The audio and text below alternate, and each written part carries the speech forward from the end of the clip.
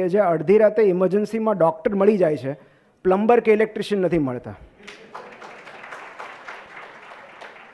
એટલે એક બે જણને ફોન કર્યા.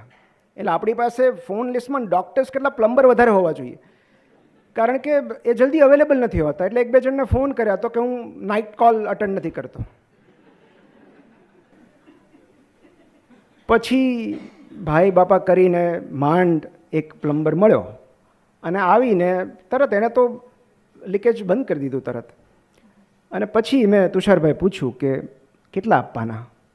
મને કે બધું થઈને 5,000 આપી દો ને લમસમ. એટલે મેં કીધું 5,000 હોતા હશે? મેં કીધું હું યુરોલોજિસ્ટ છું, જીવતા શરીરમાંથી થતા પાણીના લીકેજ બંધ કરું છું, અને અડધી રાતે કોઈ આવી રીતે ઇમરજન્સી વિઝિટમાં મને બોલાવે ને તો મને આટલા તો નથી મળતા. એટલે બહુ પ્રામાણિકતાથી એણે કીધું મેં એટલે જ યુરોલોજી છોડી દીધું.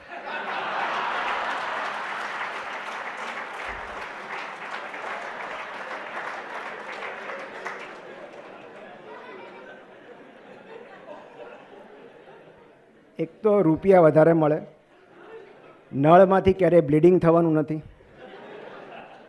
કોઈ એવા કોમ્પ્લિકેશન ન થાય, સગા મારવા ન દડે, દર 15 દિવસે એકનું એક પેશન્ટ જરીક બળતરા થાય છે કરીને બેઠું ન હોય, મેડિકો લીગલ કેસ ન થાય, અને સૌથી અગત્યની વાત એનેસ્થેટિસ્ટના ભરોસે રહેવાની જરૂર જ નહીં.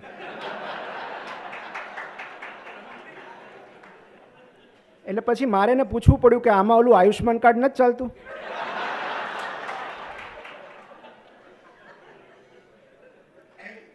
પણ એનેસ્થેટિસ્ટ, મને ઘણા બધા એનેસ્થેટિસ્ટ મિત્રો મળ્યા અત્યારે, પણ એનેસ્થેટિસ્ટ સાથેનો આમ લવ એન્ડ હેટ રિલેશનશિપ હોય એક સર્જનની, એવી જ જેવી પત્ની સાથેની હોય. એટલે તૈયાર થતી પત્ની જ્યારે એમ કહે કે હું બસ 5 મિનિટમાં આવી,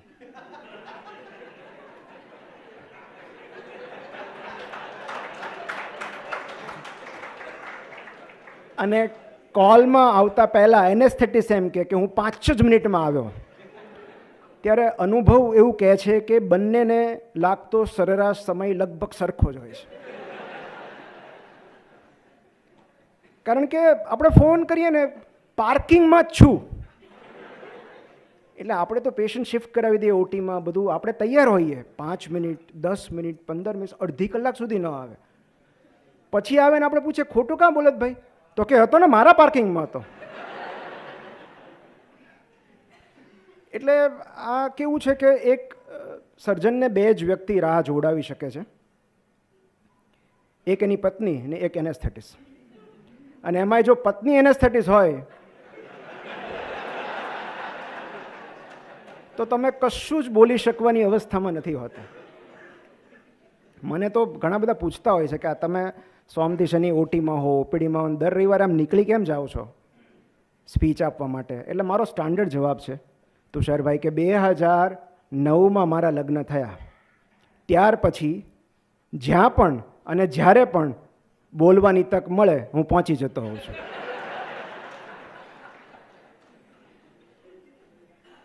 મારા માસાજી અહીંયા બેઠા છે, એમની હાજરીમાં હું આ કહું છું. પણ એટલે એનેસ્થેટિસ્ટની વાત આપણે કરતા હતા કે પહેલાં કેવું હતું, મને થોડો અણગમો આવતો કે ભાઈ આ શું હવે ઓટીમાં સ્ટોક માર્કેટ જોવાનું, એમ કે મતલબ, પણ સ્પાઇનલ અપા ગયા પછી કામ એ બીજું શું હોય. તો પહેલાં મને એવું થતું કે એટલે મેં પછી અભિગમ બદલી નાખ્યો. આજે આપણી વાત આખી જ છે કે હાલાકીમાંથી હાસ્ય તરફ જવું હોય તો થોડો આપણે અભિગમ બદલવો પડે. કે પહેલાં મને એવું થતું કે આ એનેસ્થેટિસ્ટ છે, આટલા ક્વોલિફાઈડ છે, કામ માટે આવે છે અહીંયા, અને પછી મને એમ થયું કે એમના ફ્રી ટાઈમમાં સ્ટોક માર્કેટ જોવામાં મારે શું કામ કંઈ વાંધો લેવો જોઈએ. હવે મેં મારો દૃષ્ટિકોણ બદલી નાખ્યો છે.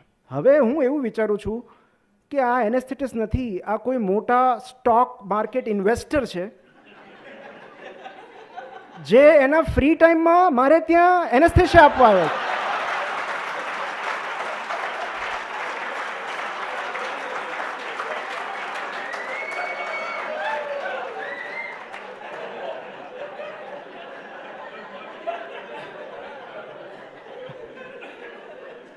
પહેલાં મને થોડી નારાજગી હતી, હવે અહોભાવ થાય છે.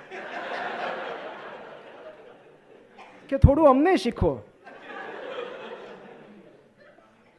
પણ આમાં છે ને બે બાબત હોય કે એક છે હાલાકી ભર્યું હાસ્ય અને બીજી હોય હાસ્યાસ્પદ હાલાકી. ઘણીવાર છે ને આપણે હેરાન હોઈએ, પરેશાન હોઈએ, પણ ત્યારે પણ થોડું સ્માઇલ કરતા હોય તો એ હાલાકી ભર્યું હાસ્ય છે. અને ક્યારેક એવી પરિસ્થિતિઓ સર્જાતી હોય, એવી હાલાકી સર્જાતી હોય જે હાસ્યાસ્પદ હોય. અને યુરોલોજિસ્ટ પાસે તો એવા પ્રસંગોના ઢગલા હોય. અમારું સૌથી મોટું દુઃખ શું છે ખબર છે કે અમને એક જ ફરિયાદ છે કે કોઈ જીપી જ્યારે નેફ્રોલોજિસ્ટ પાસે પેશન્ટ મોકલે ને તો ત્યાં એવું લખે કે કિડનીના ડૉક્ટરને મળવું. અને અમારી પાસે જ્યારે પેશન્ટ આવે ને ત્યારે ઇનવેરિયેબલી એમાં એવું લખેલું હોય પેશાબના સાહેબને મળવું.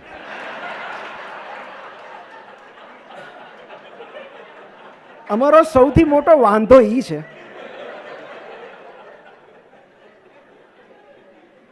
પણ હવે ધીમે ધીમે અમે સ્વીકારી લીધું છે. એટલે કદાચ નેફ્રોનું પેશન્ટ ભૂલથી અમારી પાસે આવી ગયું હોય ને તો પછી અમે એને ટ્રીટ ન કરીએ, અમે એને રિફંડ આપી દઈએ અને અમે એમ કહીએ કે કાકા એ કિડનીના સાહેબ જુદા હોય, અમે પેશાબના સાહેબ છીએ.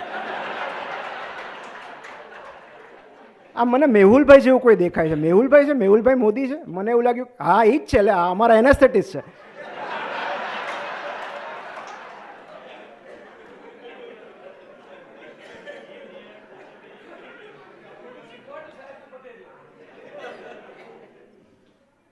તો અને અમુક પેશન્ટને એવી આદત હોય કે ફરિયાદ છે ને બહુવચનમાં કરે.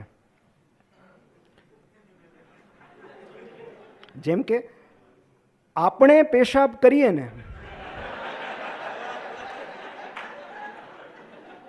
ત્યારે બહુ બળતરા થાય. એટલે મારે એમને કહેવું પડે કે ભાઈ કાં તો તમે કરતા બદલી નાખો અને કાં ક્રિયાપદ તો બદલી જ નાખો.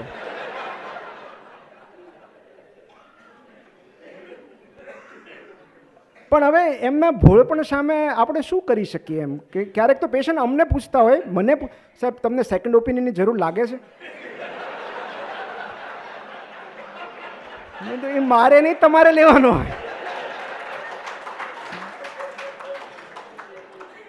અને એવા ભોળા ચહેરા સાથે પૂછે, આપણે શું કહીએ એમને? અને હમણાંનો જ એક પ્રસંગ છે કે બિચારું ગામડાનું પેશન્ટ હતું અને યુરિન રૂટીન એક્ઝામિનેશન મેં કહ્યું હતું અને થોડા સમય પછી રિપોર્ટ લઈને આમ આવ્યો એકદમ અને મારા ટેબલ પર રિપોર્ટ રાખ્યો.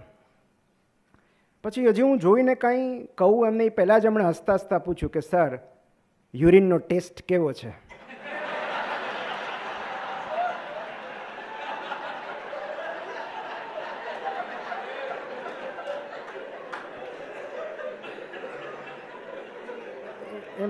મેં કીધું સારો જ હશે, મેં નથી ચાખ્યો. રિસેપ્શન પર ફોન આવે કે અપોઇન્ટમેન્ટ લેવાની છે યુરોલોજિસ્ટની અને રિસેપ્શનિસ્ટ બિઝી હોય તો એમ પૂછે કે કહું તમને 1 મિનિટ હોલ્ડ કરશો? તો કે હોલ્ડ નથી થતું એટલે તો બતાવવાનું છે.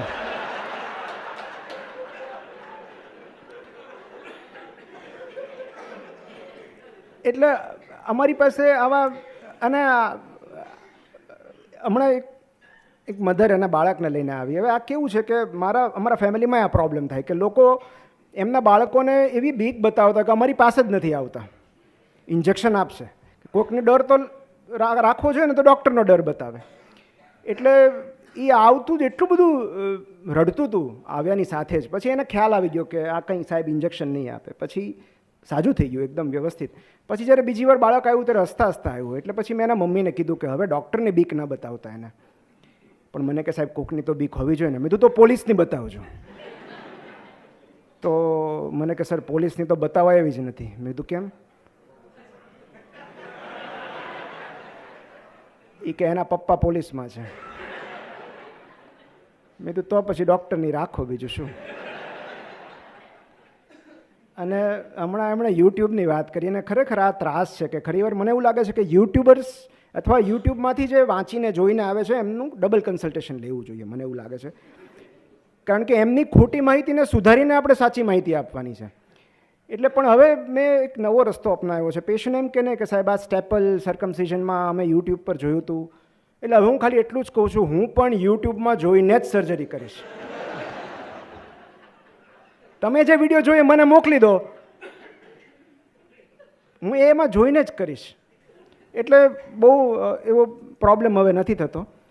હમણાં એક મેં તુષારભાઈ અમે વોશરૂમમાં અહીંયા હતા ત્યારે મને જૂનો પ્રસંગ યાદ આવી ગયો કે હજી તો અંદર એટલે કેટલાક લોકોને એવું લાગે છે કે વાત કરવા માટે કોઈ પણ સ્થળ યોગ્ય જ કહેવાય.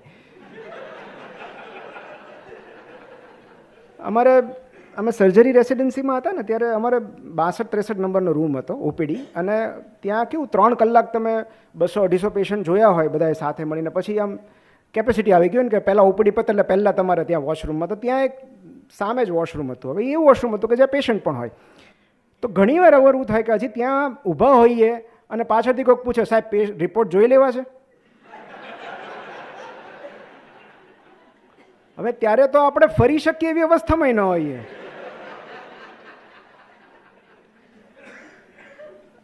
એટલે પછી અમે નક્કી કર્યું કે હવે અહીંયા રહેવા જ દેવું, આપણે ઉપર ડિપાર્ટમેન્ટમાં જઈને જે કાંઈ ક્રિયા કરવી હોય કરવી.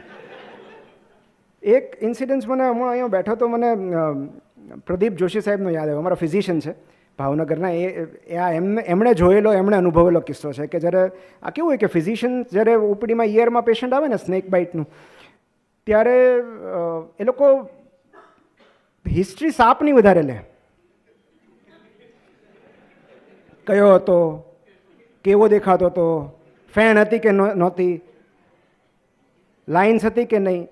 હવે આ શું સામાન્ય રીતે ઓલા બધા મેડિકલ ટુરિસ્ટ જે હોય ને ગામડાના, દર વખતે કંઈક પેશન્ટ લઈને આવતા હોય, તો એને ખબર કે આ લોકો આવું સાપ કરડેલું કોઈ પેશન્ટ દર્દી લઈને જઈએ ને તો સાપ વિશે વધારે પૂછે છે.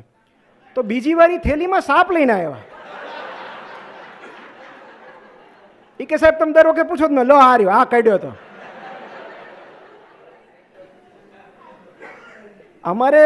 અમે ઘણીવાર અમારા રિવાજ એવો હોય કે જ્યારે કોઈ યુરિન સેમ્પલ આપવાનું હોય ત્યારે અમે બહારથી સિસ્ટર એક યુરિન કન્ટેનર આપે અને પેશન્ટને કહે કે સામે વોશરૂમ છે, ત્યાં જઈને આમાં યુરિન કલેક્ટ કરવાનું છે. મોટાભાગના તો સમજી જાય, પણ કેટલાક એવું પૂછે કે બસ આટલું જ, થોડુંક મોટું આપો ને, કે આટલામાં કેવી રીતે થશે એમ. પછી એમને સમજાવવું પડે કે આ ખાલી સેમ્પલ જ છે, આમાં ડોલ ન લઈ જવાની હોય, કારણ કે આની પછી તમારે બ્લડ આપવાનું છે.